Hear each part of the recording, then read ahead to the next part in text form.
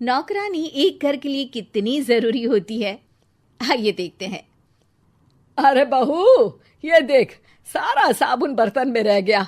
ये नौकरानी कोई काम नहीं करती, गंदा काम करके चली जाती है और ढेर सारा पैसा ले जाती है। अरे मम्मी जी, उसने तो साफ किया ही था। मेरे ही हाथ से इस ग्लास में सर्फ गिर गया था। अरे बस कर झूठी, उसे बचाने के लिए सारी जुगत लगा ले, लेकिन मैं तो इसे निकाल कर ही रहूंगी। हमारे जमाने में ना कोई नौकरानी थी और ना ही ये चिकने बर्तन। चूल्हे के जले बर्तनों को राख रगड़ कर साफ किया करती थी मैं। अरे माँ जी, मैं कहाँ बचा रही हूँ उसे। और वैसे भी आजकल नौकरानी जरूरत नहीं, स्टेटस सिंबल बन गया है। अब आप बताओ, मैं मुन्ना को नीचे घुमाने ले जाऊं तो लोगों से क्या बोलूं? झाड़ू पोछा खुद लगा रही हूँ। लोग सीधा यही पूछते हैं कि कौन सी नौकरानी काम कर रही है तेरे घर पर। अरे बस कर, ये भी कोई बात होती है? मम्मी जी, आप नहीं समझेंगी। शाम को नौकरानी घर आकर काम कर ही रही होती है कि सास को कहती है, माँ जी, एक बात बोलूं, बुरा न मानना। अरे वैसे तो मुझे तेरी शक्ल ही पसंद नहीं है, बात क्या खाक पसंद आएगी। अरे माँ जी, सुन तो लीजिए क्या कह रही है। तो मैंने कौन सा उसका मुंह पकड़ लिया है? अरे माँ जी, वो लाल साड़ी पहनती हो ना पहना करो। सास का गुस्सा अब तो 7वें आसमान पर होता है। अरे वाह जी वाह, क्यों ना पहना करूं? और तू होती कौन है ये बताने वाली कि मैं क्या पहनूं क्या ना पहनूं? अरे माँ जी, पूरी बात तो सुन लो, वो बोलना क्या चाह रही है। अरे बुरा न मानो आंटी जी। अरे कौन है आंटी? अपनी उम्र देखी है तूने? 2-4 साल ही छोटी होगी मुझसे और मुझे आंटी बोल रही है। बहू सर पर हाथ रख लेती है। अरे अच्छी खासी उम्र दराज हो और आंटी ना बोलूं?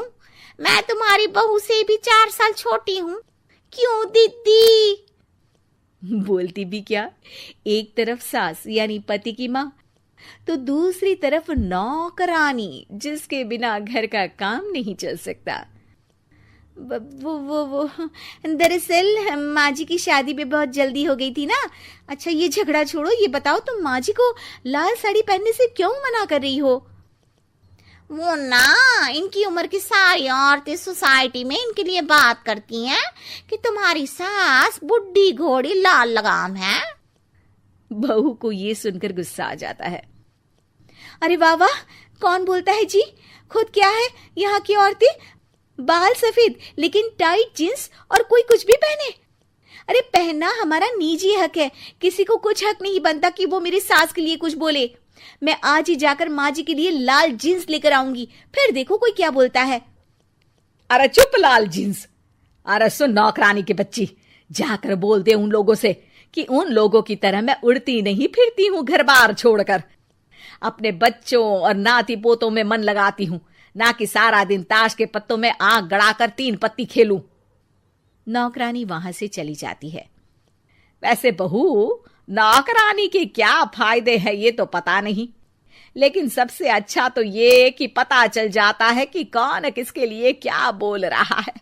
सोसाइटी में तेरा नौकरानी रखने का इरादा बिल्कुल ठीक था।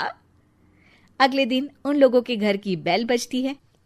बहू दरवाजा खोलती है कि सामने कुछ औरतें खड़ी होती हैं। अरे बहू, कहाँ है तेरी सास? बुला जरा। अरे बहन जी, आप सारी एक साथ आइए आइए, कैसे आना हुआ? अरे 3 पत्ते खेलने आई हैं, क्यों खेलोगी? क्यों नहीं, वैसे भी बड़े दिन हो गए, एंटरटेनमेंट हुआ नहीं। बहू जा जाकर पकोड़े तो बना ला। अरे बस करिए, आगे कुछ पीछे कुछ। वैसे तो कहती है कि परिवार पर ध्यान देती है, हमारी तरह 3 पत्तियां नहीं खेलती। हमने कौन सा परिवार छोड़ दिया? सास सक पका जाती है। अब ये किसने कहा? मैं तो कहती हूँ कि मैं भी थोड़ा बाहर निकलूं। आपने ही तो कमला नौकरानी से ये सारी बात की थी। सास और बहू को अब सारी कहानी समझ आ जाती है कि सोसाइटी की औरतें क्यों भड़क रही हैं। माफ करिए आंटी, मैं छोटी हूँ, लेकिन फिर भी पहले तो आप लोगों ने माँ की लाल साड़ी का मजाक उड़ाया था ना। हाँ हाँ, उड़ाया था, लेकिन उससे पहले तो तुम लोगों ने हमारी जीन्स के बारे में बात की थी। अरे क्यों ना पहने हम जीन्स, तुम्हारे पैसों की थोड़ी ना है। सास और बहू सर पकड़कर बैठ जाती है। देखा बहू, ये खेल कर गई तेरी नौकरानी, यहाँ की बात वहां तो वहां की बात यहाँ। दोनों किसी तरह औरतों को समझा बुझाकर घर भेजती है और कसम खाती है कि नौकरानी को नौकरानी ही रहने देंगी।